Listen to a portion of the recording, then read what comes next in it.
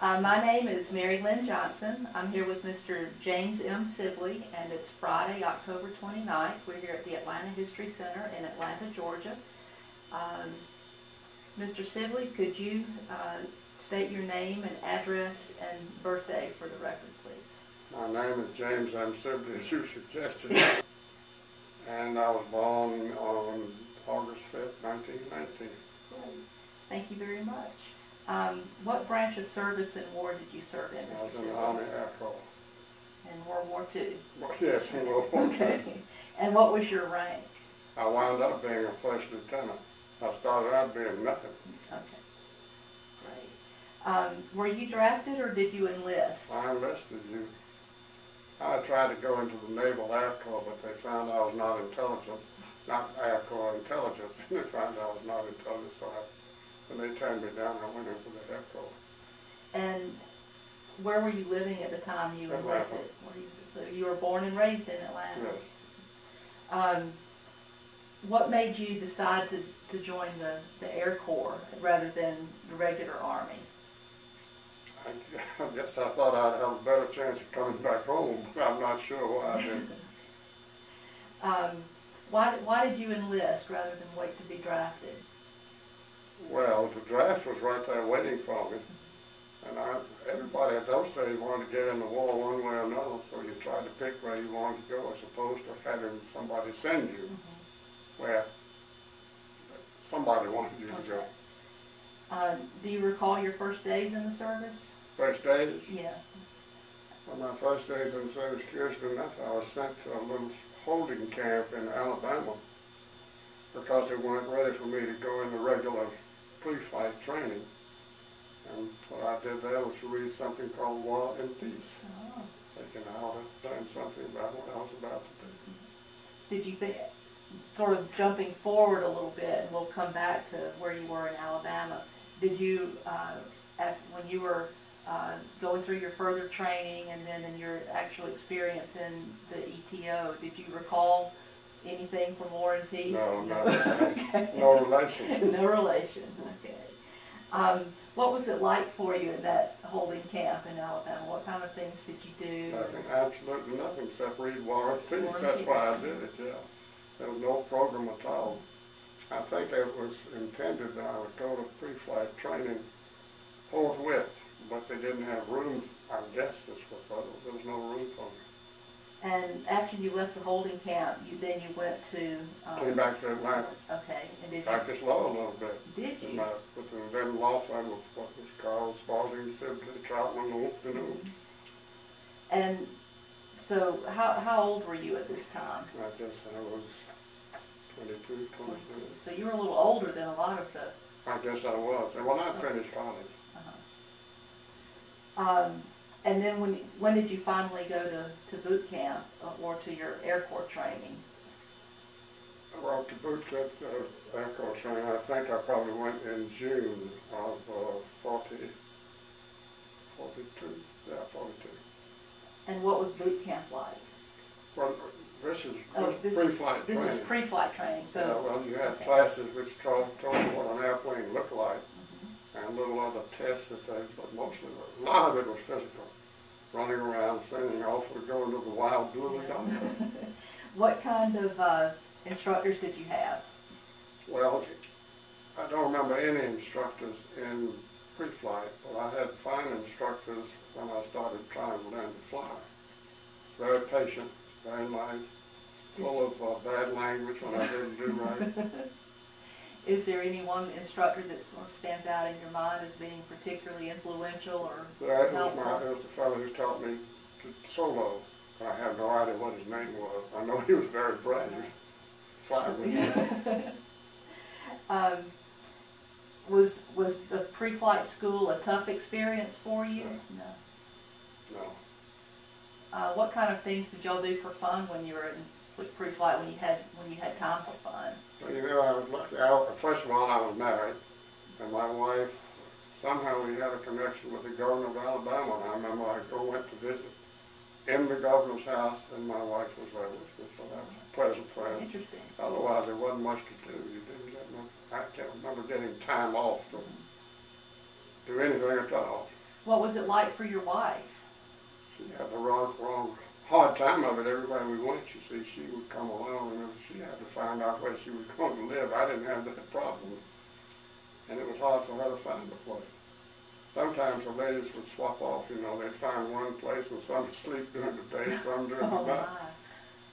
I've never heard that before. That's really interesting. That was standard thing and where we were going. So she went with you everywhere you were posted stateside? Right. Wow. So after you finished pre-flight school, where did you go after that? Well, you go, first of all, the primary training was in Mississippi, Jackson, Mississippi, and next training was in Walnut Ridge, Arkansas, which is a mud hole, and then final training, that is before you got your wings, was in someplace in Illinois, and I can't remember where it was. What was the difference when you went from camp to camp? What was the difference in your training, or were they just moving people around? No, it was a different plane. You graduated to a harder plane to fly.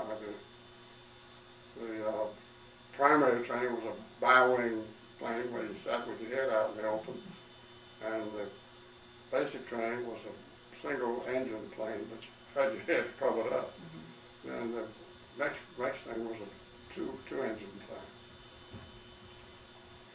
plane. We already know that you served in World War II. So after you finished your flight school, you went to.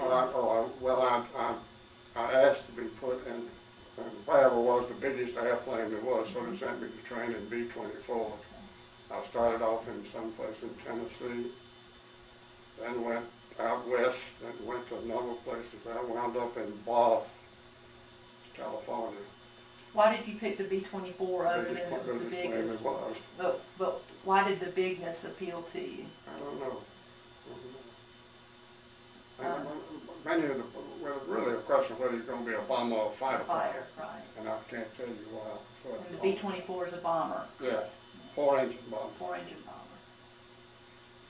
So you went to California, and you finished your training there? Well, the answer to that is, this is where you got your crew. Okay. I guess, yes, you finished your training there. From there you went back to Illinois, as I recall it, but that was for the purpose of sending you wherever you were going, either to the Europe or Asia. So at that point, when you went back to Illinois, you had your crew intact? Yes. And y'all sort of traveled together from that point on? Yes. Who was in your crew? Well, I can't tell you all the people in them. My co-pilot was named Volay, my navigator was named, oh gosh, it'll come to me in a minute. I'm too old to remember things like that. Did y'all become really good friends? Well, we did we had to be good friends. You couldn't do it otherwise. When you, tell me about how you went from Illinois and ended up into the European theater. Well, somehow or another we got to Florida near Palm Beach, Morrison Air Force Base, and at that point in time they gave us a plane to fly, so we flew to Haiti, to South America, to Berlin, to Africa, to Dakar, Africa, and then further up north in Africa, and then to England. How long did that take? It took about a week. A week. You had resting places, though. It's just you flew from South America to Africa in one shot. There was no stopping place, at least not for us. And were you part of a big group of bombers or just solo? I don't know whether they ever sent them in a group or not, but we were not. What was it like for you, backing up just a bit to before you left, for you and your family, when you realized you were actually heading over? What was it like for your wife to say goodbye, and what kind of? Well, it was. I don't remember that in the terms maybe you're asking. It was goodbye. That's why he might not come back, and I guess everybody knew that, but you didn't make anything out of it. Everybody was doing that. That was no news. So when you you arrived in England finally. Yeah. How long between the time you arrived there and the time you had your first mission? I guess 2 months, but I'm not sure about that. What did you do in England? Well, first of all, we flew around practicing for whatever we were supposed to practice. Then we were assigned a base, which was in King's Lynn. And this was the winter time, I'm talking about December. And we were called in to go on missions, but everyone I was called in was called off because of bad weather. I was going to fly on the first flight to Berlin. And the way they told you how you were going from where you were to Berlin was a huge map with a long string pointing. It's the longest string I've ever seen in my life. But the mission was called off, so I didn't miss that. So you practiced your flights, After we got there, you didn't practice anything. Okay, you didn't practice anything. Once you got to your jumping off place, King's Lynn, you were assigned to a squadron or a group or whatever. And from then on out, there was no practice. It was serious. Okay. What was your downtime like there when you were in England? It was pretty dull. The quarters were comfortable enough. We weren't missing huts, is that the right way to say that? And the USO was there, I think, trying to entertain us, but I don't remember much entertainment. We could go into the little town there at night. You had some notion that you might or might not have to fly the next day, so you had to fly the next day. You obviously didn't go into town. What was it like with the anticipation and maybe the letdown, getting ready and then being grounded? I don't remember. I don't think I had that problem. Okay. You were just ready when they called you. That's right. I never got in. The folks, I think the people who had been flying on mission of 2 or 3 or whatever, maybe got tense. But I didn't. See, our first flight, I didn't have anything to get tense about. That's not what it was like. Did your crew and yourself have any occasion to, well, I guess you did, talk to crews who had flown missions before, and could you share any? Not that I have any recollection of that. All right. So tell us about your first flight and your last flight Well, we were the last plane in the whole flight of people, and there must have been 400 or 500 planes that were going to Ludwigshafen. And we flew without any problem over France and then west, I guess, to Ludwigshafen, where we bombed whatever was no bomb. And my plane was shot by flak right there as we went over the target. And I lost 2 engines. The oil started coming out of the 2 right-hand engines, so you stop the engines and turn the propellers so that they would aim sidewise into the wind and wouldn't hold you back as you went. So we flew from that one out on our 2 left engines. And we weren't losing speed compared to the flight that we were with, but we were losing altitude. And so, well, what we did we threw everything out except the people in it, all the ammunition, all the guns, everything. We knew the fly. We got almost to the shore, to the North Sea. Is that right? The English Channel. And my navigator came up to me and said, I've looked at our rate of descent and how far we're going, and he says, do you mind if I jump out? I think you're going to wind up in the cliffs of Dover. And I said, no, go ahead, and he did.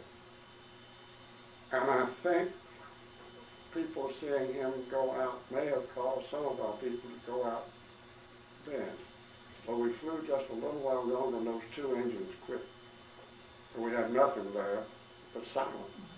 And I mean, it is silence when those engines quit. So we just aimed going down and everybody, the rest of us jumped out. Do you remember what you felt like or what was going through your mind when you realized that you were going to have to parachute out? Yeah, the first thing was to be sure everybody else was out before I left. And that was your duty as the pilot? I don't know about my duty, Okay. but that's what you did.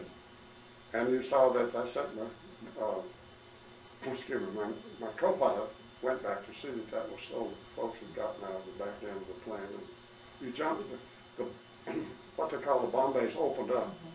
So that's a way to go out.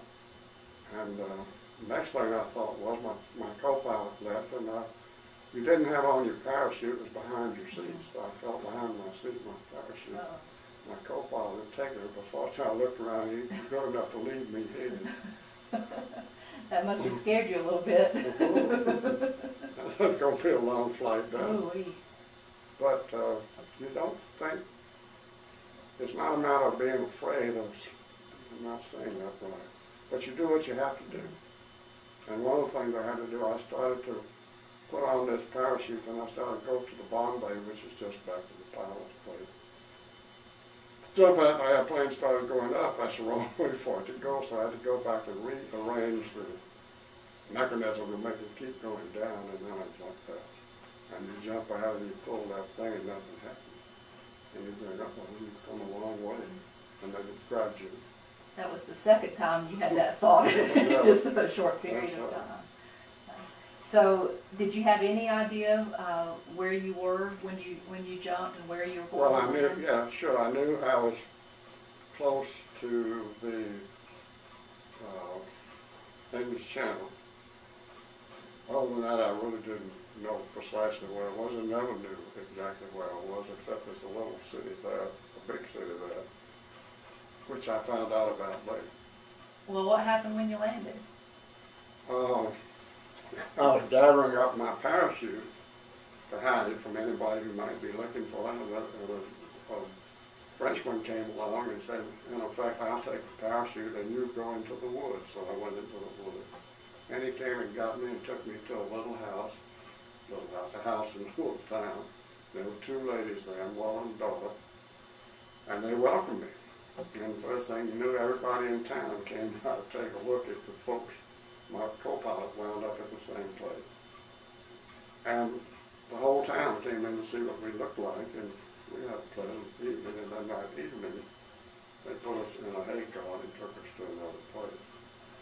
Was there any doubt in your mind about whether these people were your friends or your... No, not at all. It was clear that they were my friends. No problem about that whatsoever. Did they speak English? No, we didn't speak much. Okay. I had taken some French and I thought I could give it a try, but that's all I could do. Had your training prepared you for what to do in the event that you had to parachute out, and what to do if you landed in rain? Well, they gave you a map, you know, and they gave you some foreign money. I guess I had some mops or whatever gems in some blank. But I was taken care of. I didn't have to think about what I was going to do. Did they tell you that they were part of the underground, or did you just sort of follow what they were asking you to do? I just followed what they were doing, but I knew there was a young man. Well, let me start that again. First of all, I went to this, we were put in the hay cart and carried away, and then the next day or the next night we were put into a little truck and carried to another place. And there I met a young man, or we met a young man, there were two or three others, who was with the underground. He spoke English. And so we knew then that we were in the underground as well as you could go. For all I knew, I could have been with the Gestapo, what this guy says. And the upshot of that was we stayed in the attic of the house of a lady whom I understand was the aunt of the young man who was helping us. And then one day the German soldiers came up and they had the young man in the back of the car. And what happened was that they had caught him as a member of the underground. He was to get us out and put us with the underground and take us as a work gang to Spain. But he got caught himself, and so he discovered us, and the Germans discovered us, and that's the end of us. So this is December of '43 or January? Well, this was, we were shot down on December the 30th of '43, yeah. So you had your New Year in France as part of the underground. Well, yeah, as part of the underground. So how long did you stay with these various families as you were en route? The first family was just the afternoon. The next, I think we stayed that night with an elderly French lady who fed us. I remember that. And then we went to the second house where we stayed for about 2 weeks. You're still with your co-pilot at this point. Yeah, we were together at this point. Did you hear any news about the other members of your crew at this point? Well, I don't think I did. And you said you had, were you ever joined by other soldiers? We were joined by, at some point,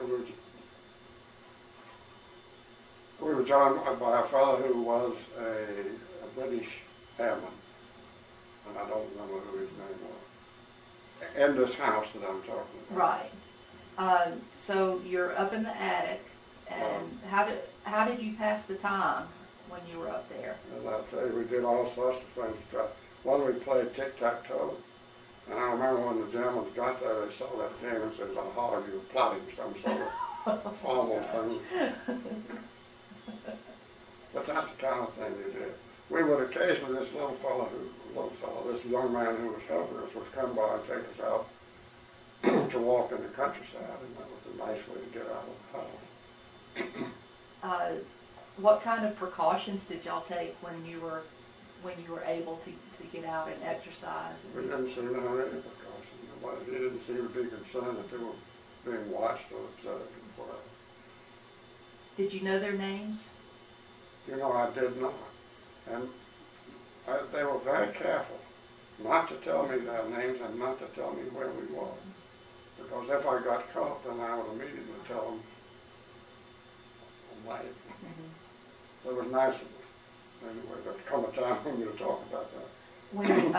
When you were up in the attic and you knew that the Germans were there, they came up. That's how I knew they were there. Yeah, I didn't know if you saw out the window or not. No, that's why my hair was so short. It stood straight up. They would calm me down. So what did the Germans do with you? Just put me in a car and marched us out with the end of their pistols. And I can't remember the town, but they took us to a jail in a town near the mouth of the Seine. If I had a map, I can remember what it was. But we stayed there a little while, and then we went to a prison in France, and then we stayed there a while, and then I was sent to a prison in Frankfurt. Well, now, go ahead. Well, with the jail to prison to POW camp, what kind of care did you receive, and what kind of Well, you didn't get enough to eat. That's number one. Other than that, I didn't feel that I was bullied or picked on or beat on, if that's the question. They didn't. Nobody was asking me any questions at this point in time, not until I got to Frankfurt. Did you have any sense of what was going on in the war? No, not at this point in time. I guess you were hopeful that some kind of invasion or something would come. Well, you got me too early. You didn't Okay. think about this yet. You're just thinking about how I'm going to survive and what's going to happen next. You did get, you're going to get me there when I got hopeful. So you're going from sort of camp to camp, prison camp. Yeah. Was there ever any explanation of why you were being moved or where you were being moved? Not an explanation, but I wound up in a prison in Frankfurt, and that was where I spent a month with the Gestapo, who were asking me questions, not every day, but every other day, about where I was, what I was doing. I didn't know any of that, and they knew I didn't know any of that. They knew more about me than I did. They knew the plane I'd been flying in. From that plane, they knew, what am I trying to say, where I'd come from, the very, what am I not saying this right, the very field from which I had flown. So there's nothing for me to tell them, and they knew where I'd been, because they knew where they'd pick me So when you couldn't offer them any more information, they didn't. Well, one fella hit me across them, but the other fellow was, there were two of them always. And one of them said to me, you know, he said, I spent some time in the United States. He said, haven't you been to the movies? Don't you know that I'm with the Gestapo and I'll hang you up by your thumb? And he was kidding me. One thing he said that may have been accurate was that he said, the worst thing I could do for you is to label you an American animal and turn you loose on the streets of Frankfurt, because those folks are kidding you. You've been bombing us so much, and the other day you just bombed a kindergarten. I remember that very well. Not you, but Americans or whoever. While you were in the camp, I maybe tell you more. No, go ahead, please. There were air raids going on all the time, both at night with British and daytime with Americans. And I was on the top floor of the jail, and I would know everybody else would go. Most of the people would go down to the basement. So, but I was left up there, and I did ask why they didn't take me down to a place of safety. They said your bomb was not mine. So, were you in solitary confinement at that point? Yeah. When you were transferring from prison to prison, did your co-pilot go with you, or were y'all separated at some point? No, we were together, but I lost track of it when I was in Frankfurt. Otherwise, we were together. Well, we went to the same prison camp. We wound up. How did you, or when did you end up at the actual POW camp in Barth? Well, it must have been in Barth. It must have been in March, because I spent the month of February with the Gestapo. I know that. And I spent a little while. In Frankfurt there was a prisoner of war camp other than the jail, and I spent a day or two there. Then they put me on a train, aimed me for Barth.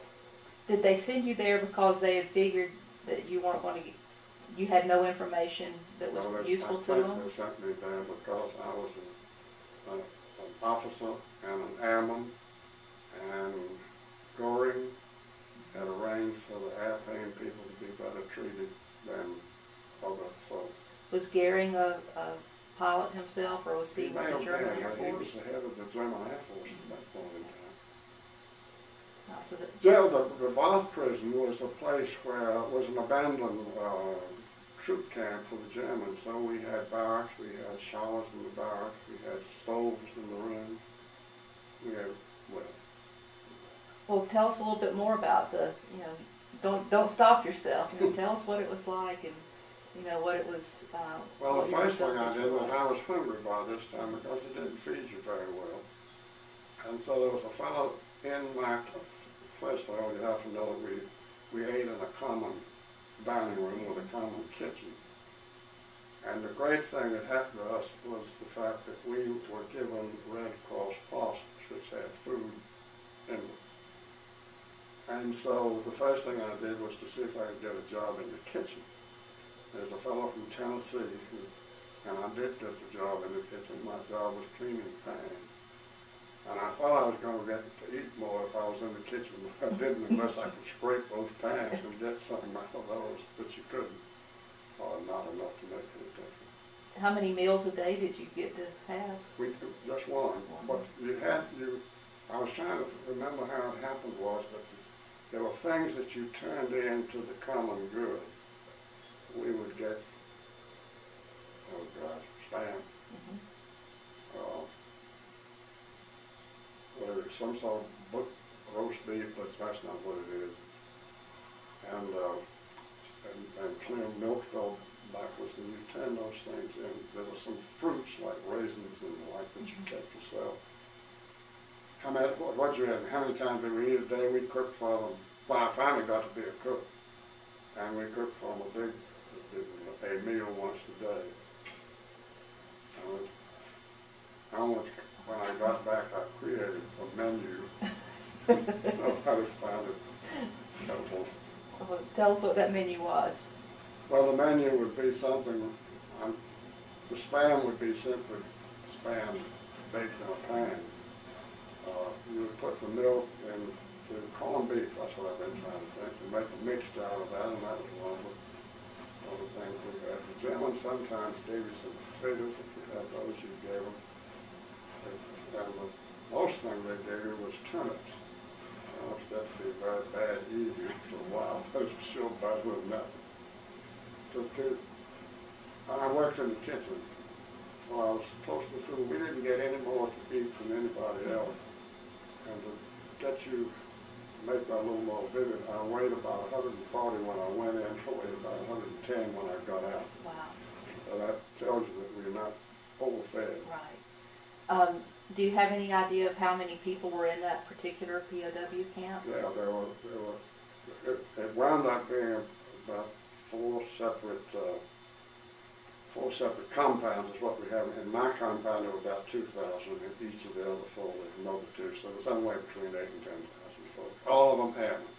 Did you meet anybody that you knew from your training or from England? Or? Well, I did meet one fellow from Atlanta, Georgia, who turned out to be he was a lawyer that turned out to be a judge after we got back. Who was that? But I made good friends with other folks. And I had a cousin from Augusta who Really? What kind of things did you do while you were in the POW camp besides your job? The job worked every other day. Mm-hmm. The other days I read, and the YMCA sent books to us. Our parents could send packages, which arrived maybe once every 4 months or something like that. It wasn't a regular thing. And I read. I was, what I really wanted to read was murder mysteries, but by the time I got out of my working, all those were gone, so I wound up with Shakespeare. But I was reading Shakespeare one day, and my good friend, whose name was Alexander, was above me in his book, and I was in the lower book, and I said, no, I don't understand why people use prose when they poetry is so much more vivid. He said, what are you reading? I gave him the book. He got to be an expert in Shakespeare. Really? So he made a career out of Shakespeare? Well, he learned to like it. Yeah. He worked for the acting, and he came back and worked for the Coca-Cola company. I lost my question. Oh, I know. I was going to ask, how did your family, your wife, and your parents get notified about where you were and that you were, I guess, MIA up to them up to a point, and then a POW? I think they found out that I was a POW in April of the year of 44. Before that, they got a notice I was missing in action. My father, never mind that. Oh, go ahead. Well, he was a friend of Senator Russell, who was head of the Armed Services Committee, and people from my group and squadron came into the same camp that I was in, and when they came in, they said, who the hell do you think you are? I said, we've got generals trying to find out where you were and what you were doing. And that was Senator Russell, trying to find out where I was and what I was doing. It's nice to know people, isn't it? So after you were in the POW camp, you could get packages and letters and everything from your family. Some packages, yeah. But it didn't come in on, it wasn't, what do we call it? Anyway, it wasn't a daily post, but yeah, you get that. What kind of things did your wife and your family write to you? Good things, things are okay, hope you're, that sort of thing. Lots of affection. Cheer up. You ask about hope. One of the things I learned in prison camp, I guess everybody, you learn two things. One is what you can do without, and there are a whole lot of things you can do without. Like you really only need one pair of underwear if you can wash it once in a while. One pair of trousers, one pair of shoes, that sort of thing. You need a little food, but that's about it, and you can survive. Now, one thing you can't lose, though, and you ask about it, is hope. And you have to keep the hope that you're going to somehow get out of that trap. And we had it the whole time I was there, because you see, D-Day was, 2 months after I got to prison, or something like 6 months. So there was reason to have it. And the only discouraging thing we had was the Battle of the Bulge. That scared you pretty bad. And we had good news sources. We had radios that, quote, secret, but I don't think the presenters knew we had them and didn't care. And we had a daily posting of the news that somebody's gotten from both the German, and you put them together and it came out the truth. Were there instances where, you know, some of your friends there, you know, started to lose hope, and, you know, what did y'all do as a group to sort of keep the group's energy up and hope up and think positive? You know, I don't know that. We tried to keep busy. I smoked cigarettes, so one of the things I learned was that if I pretended I was a barber and cut folks' hair, and they didn't smoke, they'd give me that cigarette.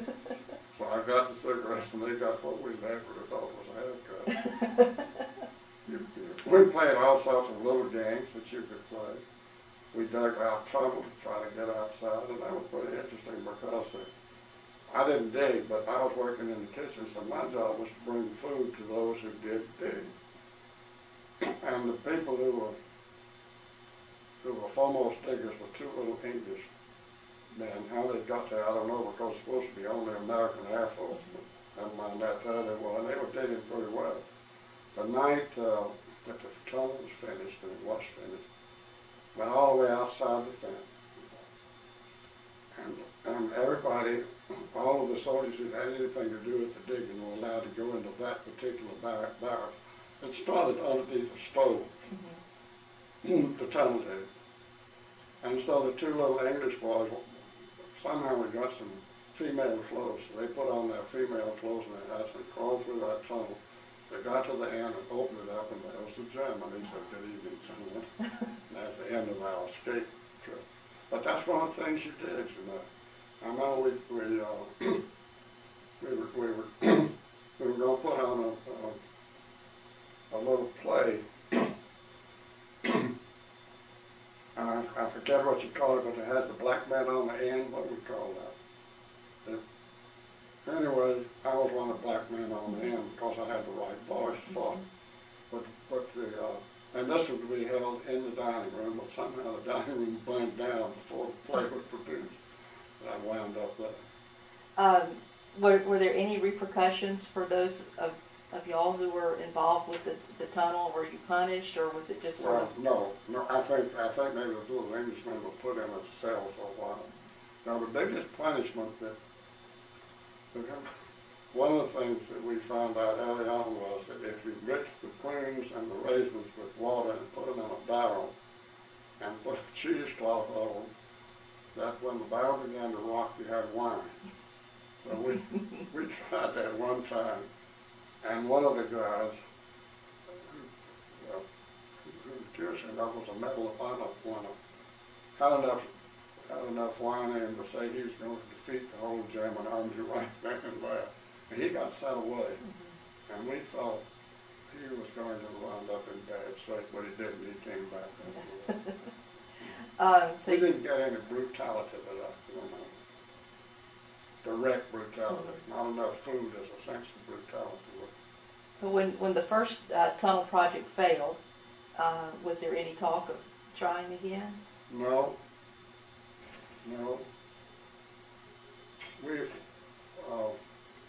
There were opportunities to escape which were not taken. The Red Cross parcels, for instance, came into the little town named Bath where we were on a train. And we had people, American people, who would go in and pick them up and bring them back in. That was a chance for somebody to escape, but they were afraid to do it because they might have cut off the supply of Red Cross. So there were times when you didn't do what you're supposed to do. For the greater good. For the greater good. So y'all are keeping up with the war, and then you're seeing, with the exception of the Battle of the Bulge, that things seem to be turning toward the Alamo. Did you anticipate that at any moment you would be liberated, or? No. Well, at any moment, because toward the end, at the very end,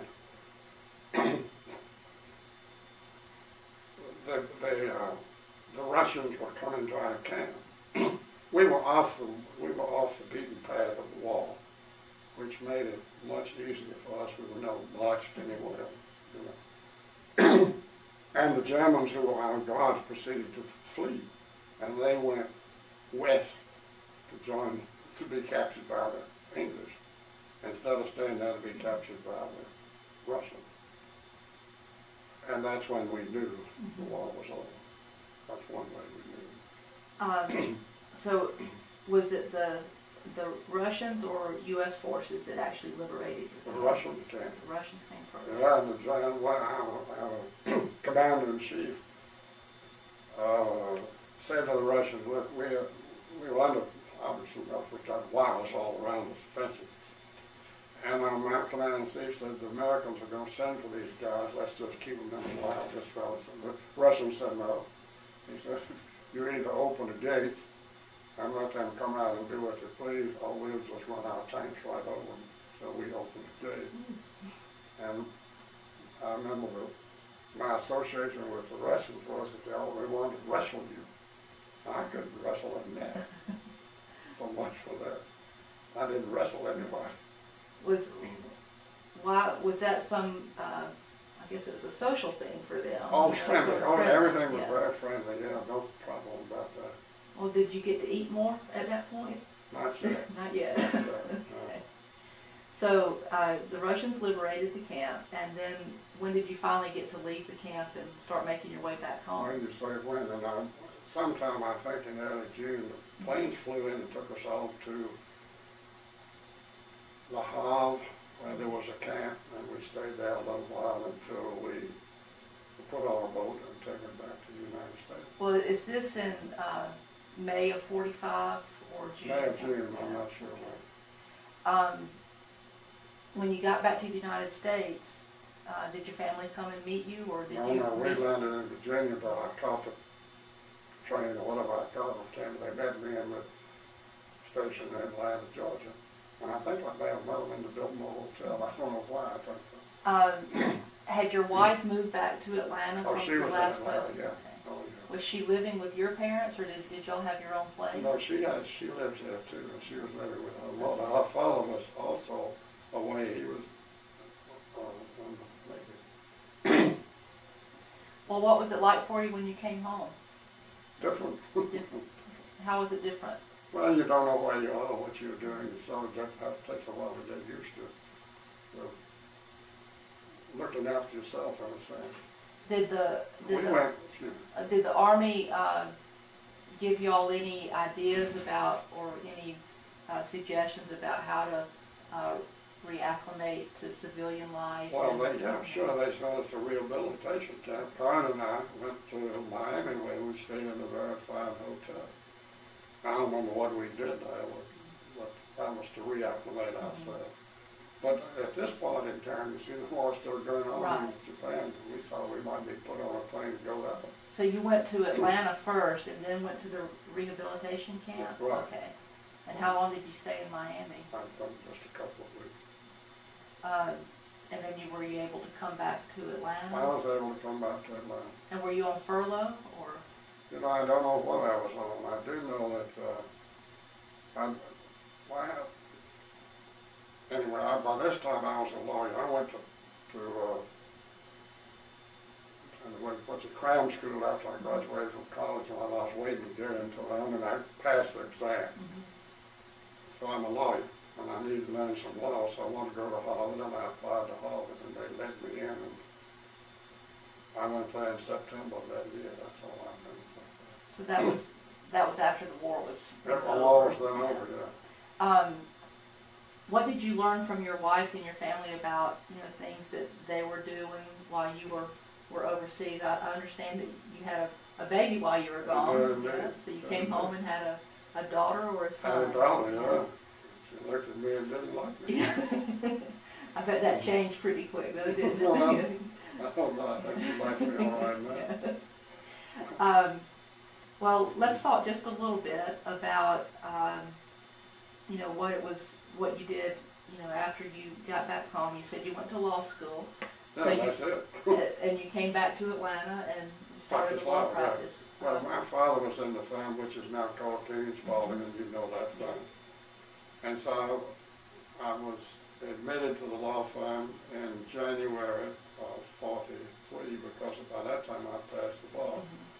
I spent a couple of weeks, a couple of months, quote, practicing law, unquote, before I got in the Army. Then I came back and did a little more of it. And then when I'm back from the Harvard Law School, I finally gave me a chin-up job. So when you were at the Harvard Law School, that was a full, law school experience. How long was law school back then? 2 years, 3 years? No, it was 3 years, 3 but years. I didn't do that. I went as a special student. Okay.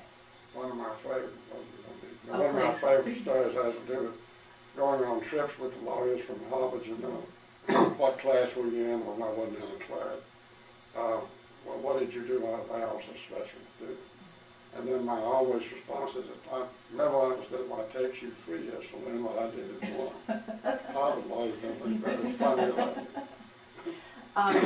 Did anything in your military experience or POW experience influence, your life as a civilian after the war was over? Oh, you bet. How about that? You can't do without hope. And you know what you can do without in the way of material things. So you don't worry about that. And that's carried through all the way to now. Oh, yeah. That's a great ego buster. You may think you're a great man, but first thing you know, you're not.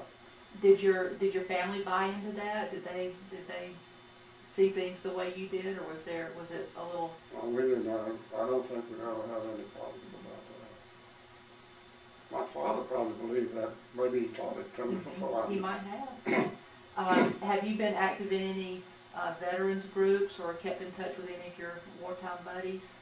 Well, I kept in touch with a friend, the fellow who landed Shakespeare. I kept in close touch with him until he died. And I kept up in part with my navigator, who turned out to be the president of the bank on the West Coast, whose son died here in Atlanta. He was an airline pilot. It was a tragic thing. I kept up for a while with my co-pilot who stayed in the Air Corps. Did you ever tease your navigator about jumping out before the rest of the group? Every time I saw him. That's so good. Is there anything else you want to say for the history project? We're sort of at the end now, but if there's anything we haven't covered that you'd like to say, please do. Some of the things you missed of the humor. When I first went to literally go into the Air Corps, my father took me out to Fort McPherson. And I remember I was talking to some of the young folks who had gone in, he's talking to an old sergeant. And one of these young fellows looked over at his son and said, they're taking anybody in. And I thought that was a good story. Well, great. Thank you so much for your time. I've enjoyed it. And would you like to receive a... I don't think the world's going to be enlightened by this. Would you like to get a copy of the tape? Yeah, I would. I'll make a note for you. I think I would. I might want to give it back.